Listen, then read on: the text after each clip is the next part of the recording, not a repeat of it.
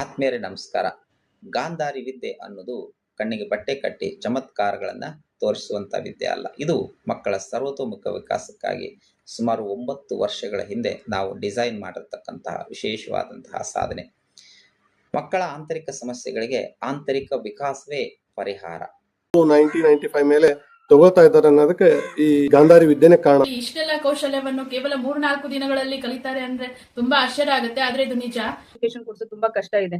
ಅದು ಆನ್ಲೈನ್ ನಲ್ಲಿ ಇಷ್ಟೆಲ್ಲ ಆಗುತ್ತೆ ಅಂತ ನಾನು ಅನ್ಕೊಂಡೆ. ಹೊರಗಡೆಯಿಂದ ಹುಡುಕಿದರೆ ಪರಿಹಾರಗಳು ಸಿಗೋದಿಲ್ಲ. ಹಾಗೆ ಪತಂಜಲಿ ಯೋಗದ ಪ್ರಕಾರ ಅಷ್ಟಾಂಗ ಯೋಗದ ಕೊನೆಯ 3 ಅಂಗಗಳು ಧ್ಯಾನ, ಧಾರಣ ಮತ್ತು ಸಮಾಧಿ. ಈ ಮೂರನ್ನ ನಾವು ಆಂತರಿಕ ಸಾಧನೆಗಳು ಅಂತ ಕರಿತೀವಿ. ಈ ಆಂತರಿಕ ಸಾಧನೆಗಳಾದಾಗ ಮಕ್ಕಳಲ್ಲಿರ್ತಕ್ಕಂಥ ಸುಪ್ತ ಆಗಿ ಅಡಗಿರತಕ್ಕಂಥ ಎಲ್ಲ ಶಕ್ತಿಗಳು ಅಭಿವ್ಯಕ್ತಿಗೊಳ್ಳುತ್ತೆ. ಇದು ಮಕ್ಕಳನ್ನ ಇನ್ಸ್ಪೈರ್ ಮಾಡುತ್ತೆ, ಅವರಲ್ಲಿ ಒಂದು ಆತ್ಮವಿಶ್ವಾಸವನ್ನು ಹುಟ್ಟಿಸುತ್ತೆ. ಈ ಸಾಧನೆ ಮಕ್ಕಳ ಸರ್ವತೋಮುಖ ವಿಕಾಸಕ್ಕೆ ಇವತ್ತು ಹಾದಿಯಾಗಿದೆ ಅಂತಹ ಸಾವಿರಾರು ಜನ ಪೋಷಕರ ಅಭಿಪ್ರಾಯಗಳನ್ನು ನೀವು ಕೇಳಿಸ್ಕೊಳ್ಳಿ ಒಂದ್ಸಾರಿ. ಹಾಗೆಯೇ ನಮ್ಮ ಇಂಟ್ರಾಕ್ಷನ್ ಸೆಷನ್ನಲ್ಲಿ ಭಾಗವಹಿಸಲಿಕ್ಕೆ ನಿಮ್ಮನ್ನು ನಾನು ಇನ್ವೈಟ್ ಮಾಡ್ತಾ ಇದ್ದೀನಿ. ಧನ್ಯವಾದ. ಆತ್ಮೀಯರೇ ನಮಸ್ಕಾರ.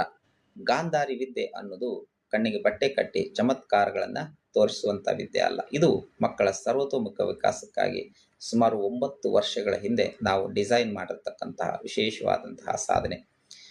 ಮಕ್ಕಳ ಆಂತರಿಕ ಸಮಸ್ಯೆಗಳಿಗೆ ಆಂತರಿಕ ವಿಕಾಸವೇ ಪರಿಹಾರ. 1995 ಮೇಲೆ ತಗೋತಾ ಇದ್ದಾರೆ ಅನ್ನೋದಕ್ಕೆ ಈ ಗಾಂಧಾರಿ ವಿದ್ಯೆನೇ ಕಾರಣ. ಇಷ್ಟೆಲ್ಲ ಕೌಶಲ್ಯವನ್ನು ಕೇವಲ 3-4 ದಿನಗಳಲ್ಲಿ ಕಲಿತಾರೆ ಅಂದ್ರೆ ತುಂಬಾ ಆಶ್ಚರ್ಯ ಆಗುತ್ತೆ. ಆದ್ರೆ ಇದು ನಿಜ. ಎಜುಕೇಶನ್ ಕೊಡ್ಸೋದು ತುಂಬಾ ಕಷ್ಟ ಇದೆ.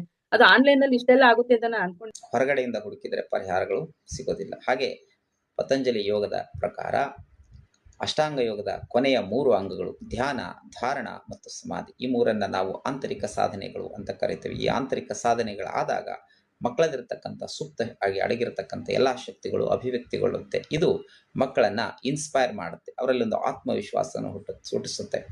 ಈ ಸಾಧನೆ ಮಕ್ಕಳ ಸರ್ವತೋಮುಖ ವಿಕಾಸಕ್ಕೆ ಇವತ್ತು ಹಾದಿಯಾಗಿದೆ ಅಂತಹ ಸಾವಿರಾರು ಜನ ಪೋಷಕರ ಅಭಿಪ್ರಾಯಗಳನ್ನು ನೀವು ಕೇಳಿಸ್ಕೊಳ್ಳಿ ಒಂದ್ಸಾರಿ. ಹಾಗೆಯೇ ನಮ್ಮ ಇಂಟ್ರಾಕ್ಷನ್ ಸೆಷನ್ನಲ್ಲಿ ಭಾಗವಹಿಸಲಿಕ್ಕೆ ನಿಮ್ಮನ್ನು ನಾನು ಇನ್ವೈಟ್ ಮಾಡ್ತಾ ಇದ್ದೀನಿ. ಧನ್ಯವಾದ.